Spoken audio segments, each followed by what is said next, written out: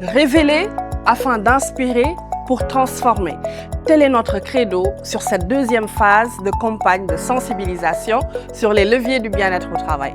Aujourd'hui, nous sommes à la Sénélec pour aller à la rencontre de Madame Khouma Aminata Ndiaye, la présidente de l'Amicale des femmes. Elle a des choses à nous révéler.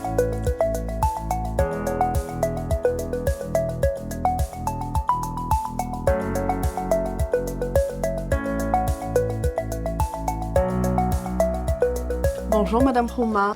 Bonjour Nafissatou. Comment allez-vous? Ça va bien et vous? Ça va, merci. C'est un réel plaisir de venir vous voir aujourd'hui pour révéler des pratiques innovantes en matière de bien-être au travail que vous avez mis en place au sein de l'AFSEN, l'Amicale des femmes de la Sénélec. Alors, Madame Khouma, pour commencer, qu'est-ce qui vous a convaincu que le bien-être au travail n'était finalement pas une option, mais une nécessité à intégrer dans votre stratégie?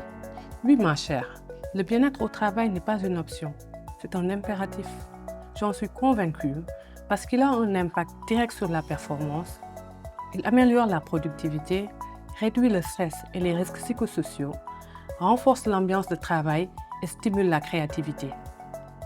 En gros, le bien-être est devenu pour nous un véritable pilier stratégique au service d'une performance durable et humaine. C'est très intéressant ce que vous me dites. C'est un sujet qui me passionne et sur lequel je suis investie depuis quelques années. Ce que j'aimerais savoir maintenant, c'est comment vous avez réussi à l'intégrer au niveau de votre stratégie. Alors, figurez-vous que nous avons commencé par écouter. Nous avons partagé un formulaire à toutes les femmes, membres et non-membres, pour recueillir leurs besoins et leurs attentes. Sur cette base, nous avons organisé une séance de brainstorming pour prioriser les idées et bâtir notre feuille de route. Cette démarche participative a renforcé l'engagement, le sentiment de contribution et l'utilité de chacune. Super, c'est vraiment intéressant. Et aujourd'hui, quels sont les 3 ou disons 2 exemples que vous pouvez me donner parmi les initiatives que vous avez mises en place au sein de l'Amicale des femmes? La première initiative manquante, c'est le VSD, notre week-end récréatif avec un atelier de sororité. Nous y avons observé une solidarité exceptionnelle et une dynamique de groupe très forte. La seconde fut Octobre Rose, une campagne de sensibilisation menée dans tous les bureaux, à Dakar comme dans les régions, mais clôturée à Kaolack avec l'appui de la médecine du travail. Ce fut un moment de mobilisation collective autour de la santé des femmes. Je suppose également que vous suivez ces indicateurs. Quels sont les impacts que vous avez remarqués depuis que vous avez initié ces activités? Alors ma chère, ce qui m'a le plus marqué, c'est l'évolution des comportements. Un véritable esprit de solidarité, un regain d'espoir et de motivation et un fort sentiment d'appartenance.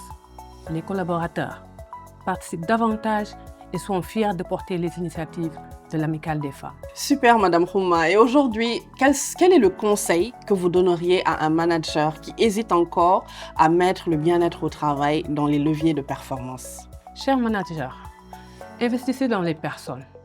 Le bien-être n'est pas un coût. C'est l'investissement le plus rentable. Des collaborateurs écoutés et considérés donnent naturellement le meilleur d'eux-mêmes. Franchement, Madame Khouma, j'aime bien tout ce que j'entends. Vous me disiez la dernière fois que vous prévoyez d'organiser une Wellness Day. Est-ce qu'on peut avoir une idée de ce que vous prévoyez de faire au Pullman? Oui, nous avons prévu un programme enrichissant, des spécialistes du bien-être, des interventions des médecins internes et externes de Sénélec sur la santé au travail et la gestion du stress.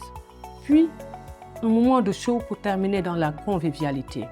Parce qu'allier l'utile à l'agréable, c'est aussi ça, notre vision du bien-être. Pour terminer, Madame Khouma, que pensez-vous d'une initiative qui va révéler et inspirer des pratiques innovantes au sein des entreprises, mais également donner la voix aux salariés par rapport aux leviers du bien-être au travail? Alors, dire tout simplement aux entreprises d'être très sensibles au bien-être, car c'est un vrai levier de performance.